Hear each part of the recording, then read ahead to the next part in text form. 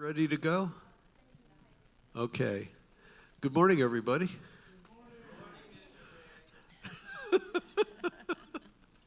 Well, I'm Rick Kiley, and this is Ellen Sage. Ellen Sage, and it's good to meet you.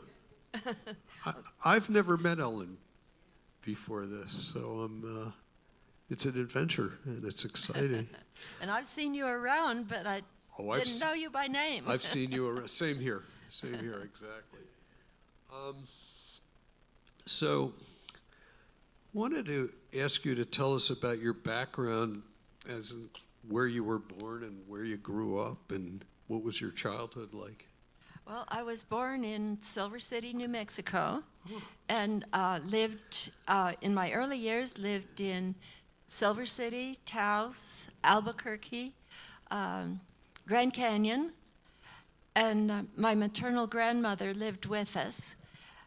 When I was about 5, she had a stroke, and so my mother continued to keep her at home, which was amazing, and I helped with her care. So even though my brother is 17 years older than I am, I don't feel that I was an only child, because it was like having a baby in the house. And I think that was one of my real revelations about people who have disabilities, because she couldn't speak, but a lot of the time I would just talk to her, and in her eyes I could tell that she was still there. And I think we need to remember that with people who don't seem to be cognizant, but they're people. They are. And after she passed away, my life became a little bit chaotic. My dad had worked for the Forest Service. He purchased a long telephone company. It had about 100 miles of line, a single line. I don't know if any of you are electricians and you know what ground return is.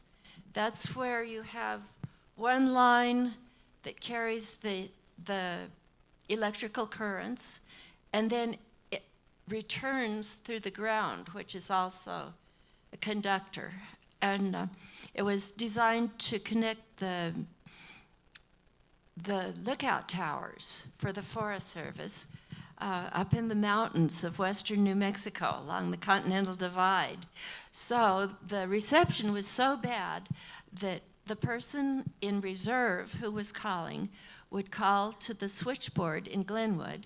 They would yell as loud as they could, and then the switchboard operator in Glenwood would ring the switchboard operator in Silver City. This was all manual at that time. And she would yell as loud as she could. And then that was eventually transmitted to wherever, Chicago or wherever. And who knows what the final message was. Anyway, that's how I became a switchboard operator at age 8. But that's another story. My life was a little bit chaotic because my dad was rebuilding the telephone line. So we lived in I think it was an 8 by 26 foot trailer during a lot of the year, moving up and down the telephone line. Walking the line with my dad and my dog was one of my fondest memories. Also getting Cokes at Uncle Bill's bar in Reserve. We'd go there to empty the pay box, for the payphone. So, it was a different type of a childhood, but it was good. And the light of my life was my grandmother. I think some of you out there are grandparents, as I am. And I would just like to be half the grandmother that she was.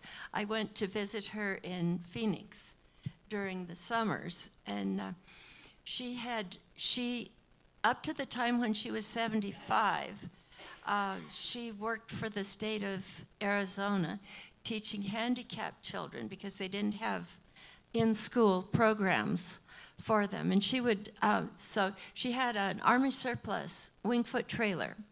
and had converted the back bedroom of her trailer into a little classroom.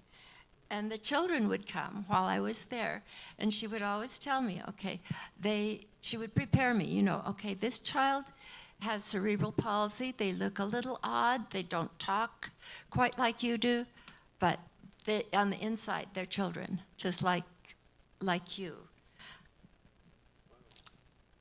That's great. So you lived all over and you had a very, very interesting life at age 8. I did.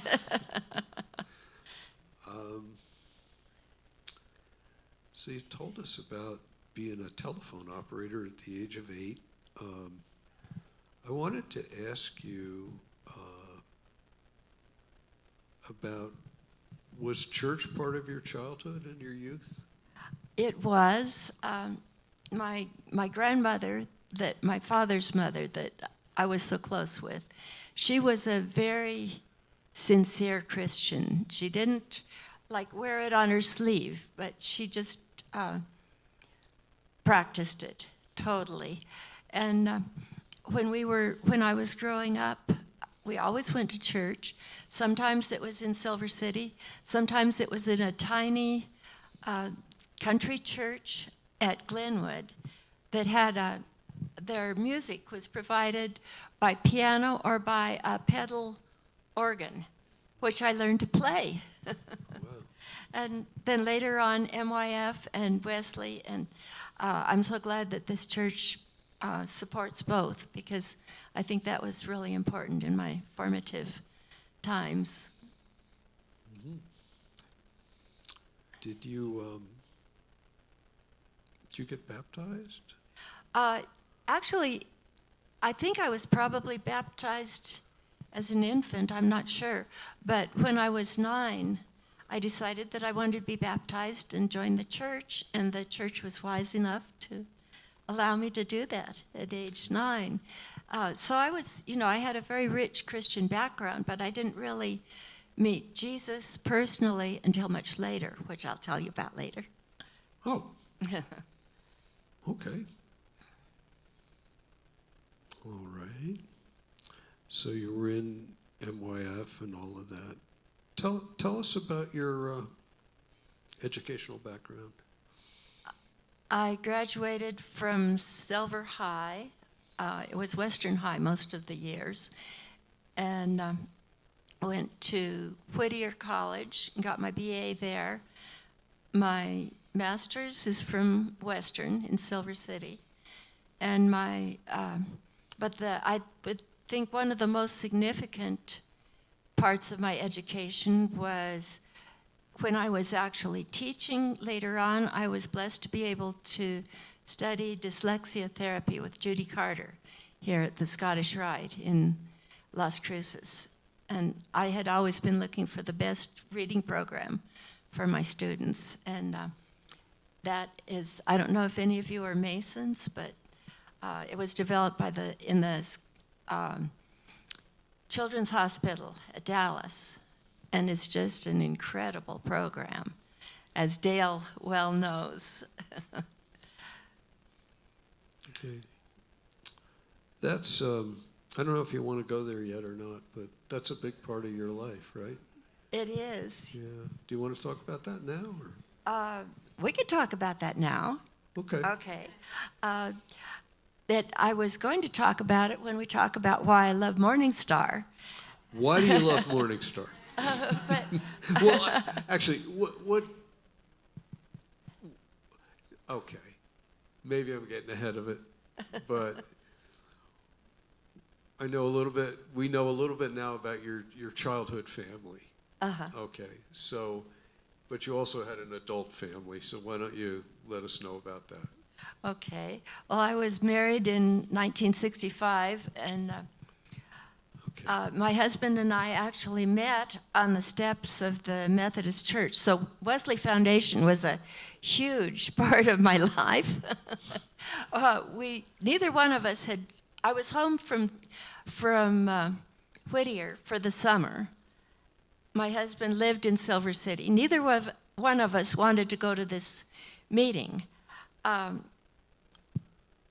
My mother persuaded me to go because my third grade teacher was sponsoring the Wesley Foundation. And, you know, she was a wonderful woman, but she actually had no idea how to work with college students. So my mother said, nobody's going to be there. You just have to go to support her. So I said, okay. Well, my husband-to-be had not planned to go either, but his mother had cooked a dinner for Wesley. And she said, well, I want you to deliver this dinner, and then you don't have to stay. Well, we did stay, and then we started chatting on the steps of the church. He asked me to go for a Coke afterwards, or I think it was a root beer float, actually. Wow. Yeah, that's right. And so Everybody's saying he was serious. 'Cause root beer float's a big deal. he was actually working for the Forest Service on the hill. Do you know what a hill attack crew? That's where they go out in a helicopter. They're not smoke jumpers. They don't jump out, but the helicopter takes them to close to wherever the fire is, and then they go put it out. So I got stood up a lot during the time that I was dating him. Wow. But I do have a forest fire named after me, so. You do? Yes, I do. How did that happen? It's the Ellen Fire. Well, he was the one that discovered it. And so they said, well, Jerry, do you want to name it? And he said, yes, I want to name it the Ellen Fire. Wow. That's amazing. It's almost as good as a comet. Almost. So you got married? And so have then children? we got married. Our son was born in 1969. And then during the next 3 years, we were doubly blessed. We adopted a daughter, and I guess she was 2 months old when we adopted her, and 11 months later, our youngest daughter was born. So I had a toddler and 2 babies, which was really overwhelming. And I wanted to tell you about, I told you earlier that I didn't really personally know Jesus until years past my childhood. I haven't told this story a lot because each of us gets to know Jesus in a different way. And I don't want to say that my way is more special than anybody else's, but I was totally at a low point in my life. I was overwhelmed. I was exhausted. We didn't much recognize it at the time, but I'm sure I was suffering from postpartum depression. And one night, in the middle of the night, I was so exhausted. I just didn't feel that I could go on. And then I had a vision that I was walking down a long, muddy road, unpaved, lonely, no lights in sight, and mud up to my ankles. It was raining hard. And I didn't dare stop because I would have been stuck out there. But I just felt that I couldn't go on. I felt a presence beside me. I really did. It was so real. And so I could feel that somebody's hand was held out to me. I grasped that hand, and my finger sunk into, guess what? A nail hole. Oh, I was just aghast. I said, of course, instantly I knew who it was. And I said, I am so sorry. I didn't mean to hurt you. And he said, it's all right. It doesn't hurt anymore. And I will be with you. So I think somewhere down the line, we have a question about what happened to those children.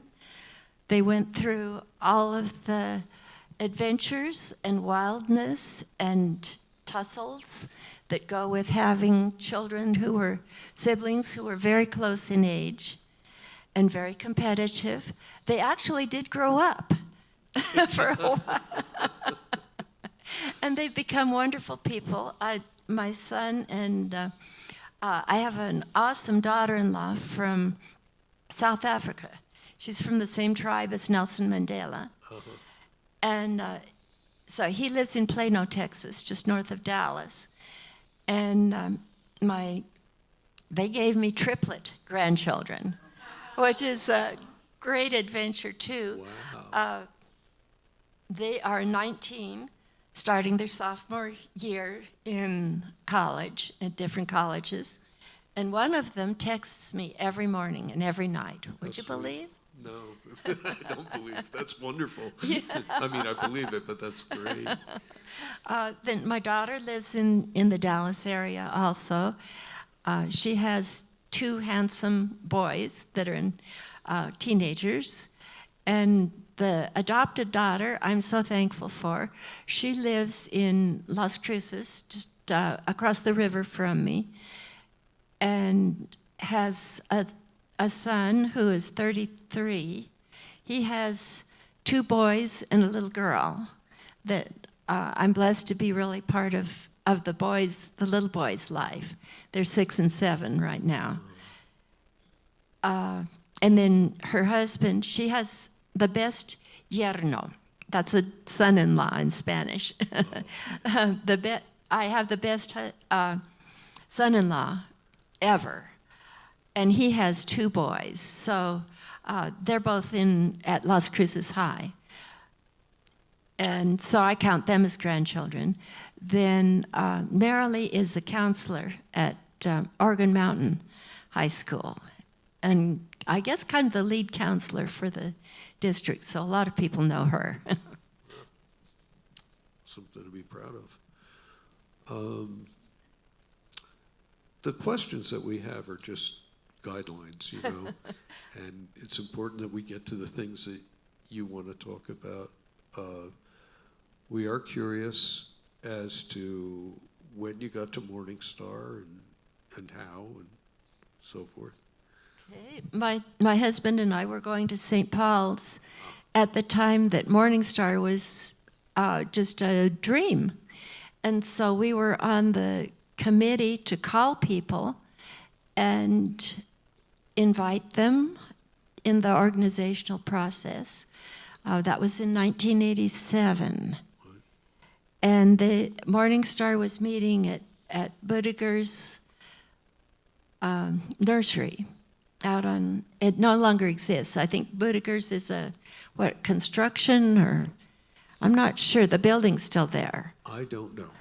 But it was, it was a really nice environment with all the plants around. And Dale, did you ever go out there, or did you come in later? Yeah. No, we've had some people in the interviews, Christy and Jeff, I think. Jeff, were you there? Uh-huh. Do you know Budiger's business? What was it? It was just the nursery? That's all they did? Oh, Budiger's was a bar and a nursery, which is perfect. It was. I thought I remembered some neon beer signs there. And chickens. All right, good. I'm curious, though, you were at St. Paul's. Yes. And when Morningstar was getting started, were you committed to leaving St. Paul's to go to this startup church at a nursery bar and that had chickens? We did. I think when Swisher was here, he persuaded us that since we were attending Morningstar, we really should join. So we've kind of still had one foot in St. Paul's and one foot here. Okay. And you've all been so gracious to accept us.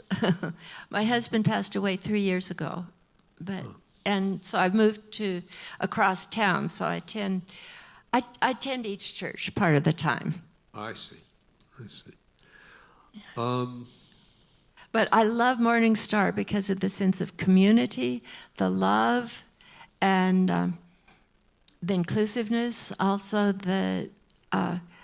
what we say every morning about blessing us with enough foolishness to believe that what cannot done, can be done. I didn't get that right, but anyway. We know what You you get mean. the idea, which I'll go back to later. Right. So we got about 5 minutes. maybe. Okay, there's And one more I- thing I wanted okay. to say. Okay, Say it. and that is with this foolishness, Morningstar has been at the very foundation of the development of Dyslexia Institute of Southern New Mexico. That's what we want to get to. Yes. Yes. Which is the, I guess in Southern New Mexico, it's the only nonprofit that addresses the needs of children who are bright, but they just simply do not learn to read by traditional methods. So thanks to the generosity of many, many Morningstar people, we are able to, and other people too, and grants that Dale and Dixie get, we've been able to reach out to children of lower socioeconomic backgrounds, as well as the children whose parents can afford to. And of course, Scottish Rite is awesome also, but they don't come anywhere close to meeting the need. A lot of our present and past board members, I did bring notes on this because I hope I don't leave anybody out. Judy Liebrook helped to, and Judy Liebrook and Jean Greiner, who passed away in February, unfortunately. But the three of us made up the original bylaws on Judy's kitchen table when we first incorporated. And she also later served on the board of directors. Among almost original board of directors was Dale and Dixie. And they are just at the foundation of, absolutely. They've both served as presidents and done all kinds of things, all the way from chopping weeds, serving lasagna, organizing board meetings, just the whole bit. Others who have been on the board, Fran Bolt was president at one time, Lisanne Grant, and she did an amazing video for dyslexia that may still be out on the web somewhere. And Krista and Janet have been cheerleaders and just been there for us all the time. And so, another reason that I love Morningstar, because you have that heart, that care for people who really, really need it. And thank you so, so much. Wow, thank you. So what have we missed? I think if we missed it, it's gone down the river by now. Well, we're doing well. We're doing well in that case. Now, I'm going to invite questions, but we're being recorded, so the recording can't hear the question, so I have to repeat it into the microphone, okay? Okay. Do you have any questions? Steve? Yes. While you were bouncing in the trailer down the telephone line with your dad, how did you get through elementary school? How did that happen? Steve wants to know how, when Ella was a child and was traveling in the trailer with her dad following the telephone lines, how did she get an education? With a lot of chaos. Part of the time I attended a very advanced elementary school in Silver City that was sponsored by Western New Mexico University for the purpose of teacher training. Part of the time I attended a 2-room schoolhouse in Glenwood, Okay. which at that time had, I think their electrical connection was one bare bulb in each classroom. They had an outhouse. I was never afraid of snakes, but I sure hated the wasps out there.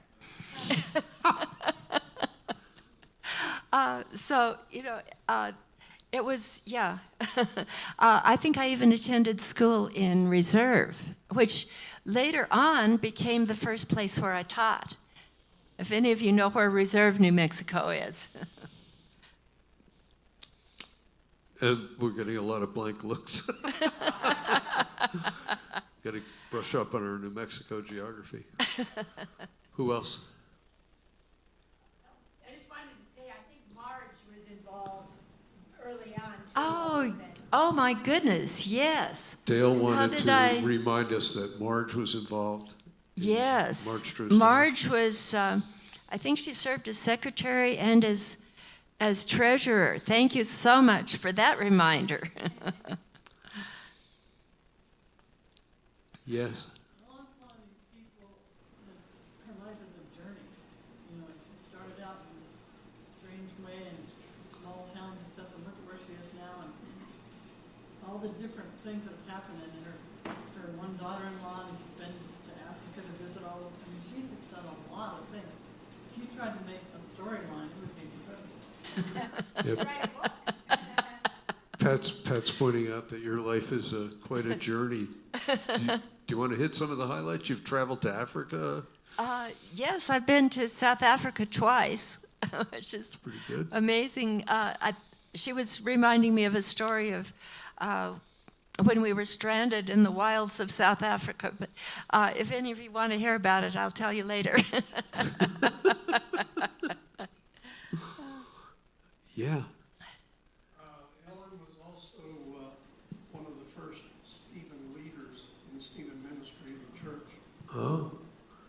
You were one of the first Stephen Ministry I was. leaders? Yes, and Vern and Margaret were